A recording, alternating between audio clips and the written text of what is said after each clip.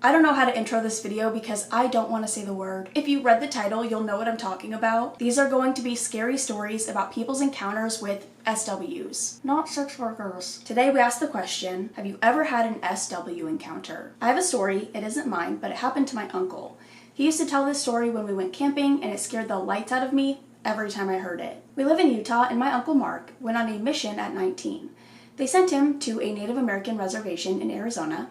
They paired him up with a companion named Carl. When they first got there, there was a huge rift with the locals on the reservation with them being there.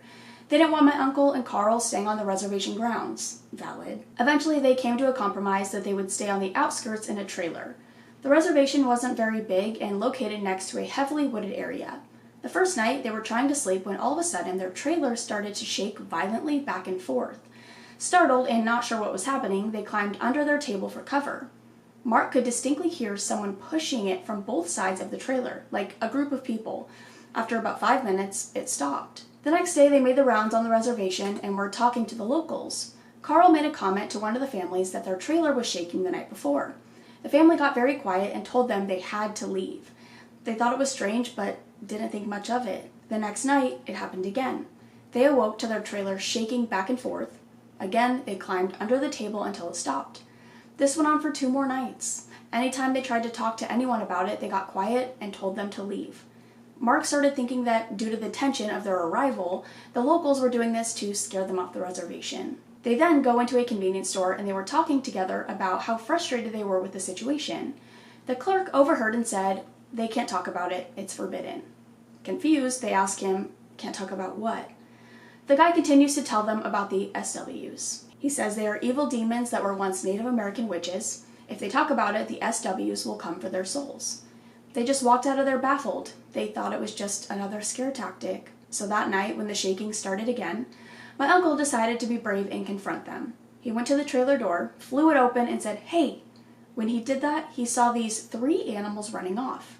2 were a wolf, 1 was a bear. But they looked strange, almost with human features. As he watched them run towards the trees, all 3 stood up on 2 legs and walked slowly towards the trees, making a human cackling laugh. It scared him so bad they called their mission president the next morning and asked to be moved. They were relocated that day. For a year, nothing happened. One day, they announced that Carl was being relocated to another city and Mark was getting a new companion, Jimmy. They had to drive for about an hour to pick up Jimmy from the airport. The road they traveled went through the boundaries of the reservation.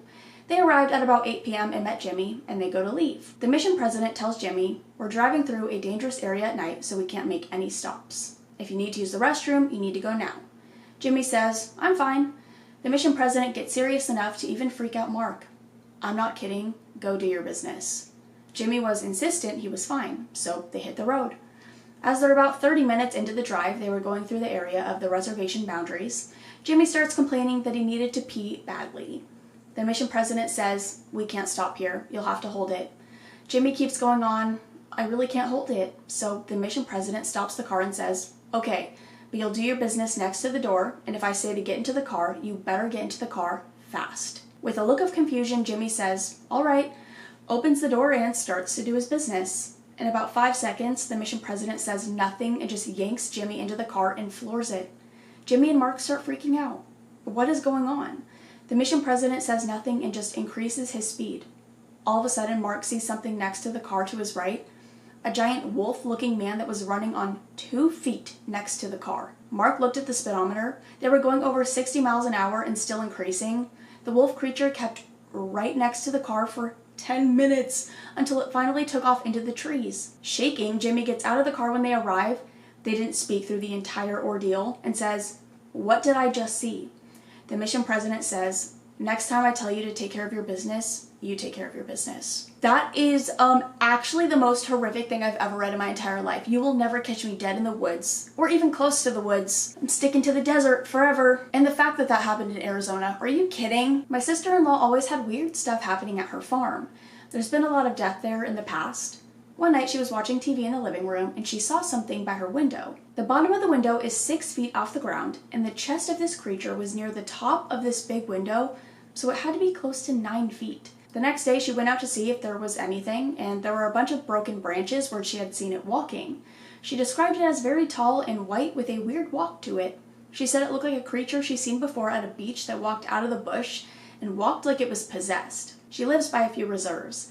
The lake she had seen it at was also on native land. In a small town 10 minutes from her house, there was a doctor back in the early 1900s that went mad and killed and ate his wife and some of his kids and some of his patients, and people say he turned into a Wendigo. That's insane. And she should move. She should leave the farm. Okay, and then this person said, nah, here in Mexico we have our own thing, and I'm going to mispronounce this, and I'm so sorry.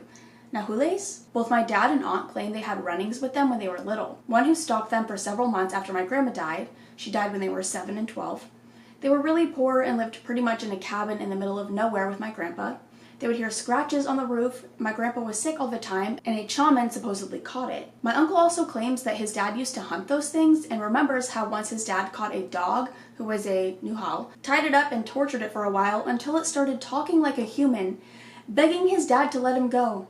Heavy shit. I really haven't run myself into anything of the sort, but I always love hearing these types of stories. That's insane, but somebody asked, are they similar to SWs, shapeshifters and known mostly to be women? And this is the response. All I'm about to tell you is taken directly from stories I've heard since I was a young boy by people around me, so feel free to Google more info on them. They're ancient. They have been mentioned since before the Spaniards came. They're supposed to be brujos, basically male witches. Most are typically male who practice occultism and dark magic. There is old dark magic since it dates before Christianity was even a thing, hence why they're sometimes really powerful and difficult to deal with. They shapeshift, turn into animals in order to hide, move, run away, etc. A lot of them usually target kids, women, the elderly, people who are more vulnerable. A lot of people claim they kidnap kids to eat them or use them in evil rituals. They can be killed or captured, but they are extremely dangerous. Where I live, the stories about Nujales are not as prominent anymore, at least not around common folk. But if you go to little towns here in Mexico, so-called pueblitos, you can hear more about them. Although most of the stories would picture them as bad or evil, some people claim they can also be white/good witches, using their power for good and to connect the spirit realm to ours. That's honestly insane. I love learning about new stuff like that. I feel like when it comes to SWs, there are like so many, I want to say mythical, but I know they're not mythical. There are so many different creatures in so many different areas, and they're called different things, and they're kind of similar, but they have their differences. But I just think it's so interesting because I feel like I learn about a new one all the time. Once when I was a teenager, I was trying to sleep on my parents' couch in a dark living room. My dog was sleeping on my legs and out of nowhere started growling towards the windows. I turned my phone light on to see the face of a wolf looking inside. My dog runs, barking and growling at the window. I got up to turn on a light, and when I looked back, it was gone. The windows were probably 3 or 4 feet from the ground and on the outside. We have coyotes in the area, so it's not possible for them to look in the windows, and it didn't feel like a coyote. When I told someone what I saw, they told me about the Michigan Dog Man. And now who is that? No, because coyotes are like fairly small. And if it was 3 to 4 feet off the ground, I feel like even a wolf, I don't know actually, because wolves can be kind of big, but still, I don't know. I've spent a lot of time in the Arizona woods, camping, walking, hunting. Walked through them at night alone many times to and from hunting locations. Never scared, but one time I was in Springerville, on the border of New Mexico, hunting elk. I stayed up on this little plateau until it got too dark for me to see my rifle scope crosshairs. I started walking back down to the truck about 3 miles away. I was minding my business, not thinking anything scary or whatever, and all of a sudden I was hit with this feeling of immense dread, and the forest around me was dead-ass silent. I got the feeling I was being watched. All the hairs rose on my arms and neck, and I got instant goosebumps. I froze in place, looking around, and as the feeling increased, I slung my bolt-action rifle and got out my pistol thinking I could pump some shots into whatever is trying to charge. I did a very slow 360 with my pistol at high ready. Didn't see anything. Mind you, it was almost dark. My voice in my head literally told me you need to get the F off of this mountain right now, so I ran like hell with my pistol out. I know you're not supposed to run from predators, but that's how scared I was. I've never felt like that before. I ran so damn fast looking over my shoulder the whole time. It was the fastest and furthest I've ever ran. When I got away from that area a good bit, the feeling subsided and I broke out my flashlight, had a peaceful walk back to the car, but I checked over my shoulder every few minutes. I don't know what it was, but it was something.